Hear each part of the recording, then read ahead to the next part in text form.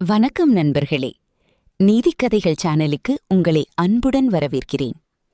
இன்று நாம் பார்க்கப் போகும் கதை, புதிய நண்பர்களுக்காக பழைய நண்பர்களை புறக்கணித்தால் என்ன நடக்கும் என்பதை சொல்லும் ஒரு சிந்திக்க வைக்கும் நீதிக்கதை. இந்த கதையின் முடிவில் ஒரு முக்கியமான வாழ்க்கை பாடம் உங்களுக்காக காத்திருக்கிறது.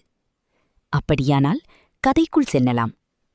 ஒரு நாள் ஒரு ஆடு மேய்ப்பாளர் புல்வெளியில் தனது ஆடுகளை மேய்த்துக் கொண்டிருந்தார்.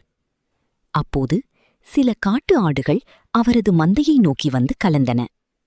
அந்த நாளின் முடிவில் அனைத்து ஆடுகளையும் அவர் தனது வீட்டிற்கு ஓட்டிச் சென்றார். ஒரே பட்டியில் அனைத்து ஆடுகளையும் அடைத்தார். அடுத்த நாள் காலநிலை மிகவும் மோசமாக இருந்தது. எனவே ஆடுகளை வெளியே மேய்ச்சலுக்கு அழைத்துச் செல்ல முடியவில்லை. அதனால் அவர் ஆடுகளுக்கு பட்டியிலேயே உணவிட்டார்.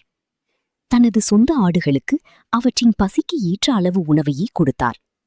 ஆனால் காட்டு ஆடுகளுக்கு மட்டும் அளவுக்கு அதிகமாக உணவு கொடுத்தார். ஏனெனில் அவை தன்னுடன் தங்கிவிட வேண்டும் என்று அவர் எண்ணினார். சில நாட்கள் கழித்து காலநிலை மீண்டும் சரியானது. அனைத்து ஆடுகளையும் அவர் மீண்டும் புல்வெளிக்கு ஓட்டிச் சென்றார். ஆனால் மலைக்கு பக்கத்தில் சென்றவுடன் காட்டு ஆடுகள் அனைத்தும் மந்தையிலிருந்து பிரிந்து ஓடிவிட்டன. இதைக் கண்ட மேய்ப்பாளர் மிகவும் கோபமடைந்தார். நன்றியற்றவர்கள், உங்களை நான் இவ்வளவு நன்றாக நடத்தினேன், ஆனால் நீங்கள் என்னை விட்டு ஓடிவிட்டீர்கள்.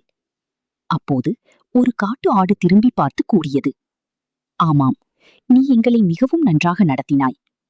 ஆனால் புதிதாக வந்த எங்களை உன்னுடைய சொந்த ஆடுகளை விட அதிகமாக கவனித்தாய்.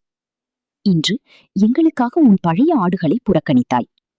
நாளை வேறு புதிய ஆடுகள் வந்தால் எங்களையும் இப்படியே புறக்கணித்து விடுவாய். நண்பர்களே, புதிய நண்பர்களுக்காக பழைய நண்பர்களை மறந்துவிடக்கூடாது. ஏனெனில் உண்மையான உறவுகள் நம்பிக்கையின் மீதுதான் நிலைத்து நிற்கின்றன. பழைய நண்பர்களை மதிக்காதவன் ஒரு நாள் தனிமையில் நிற்பான். இந்த நீதிக்கதை உங்களுக்கு பிடித்திருந்தால் லைக் செய்யுங்கள், ஷேர் செய்யுங்கள். மேலும் இதுபோன்ற நீதிக்கதைகளை பார்க்க நீதிக்கதைகள் சேனலை சப்ஸ்கிரைப் செய்ய மறந்துவிடாதீர்கள். நன்றி.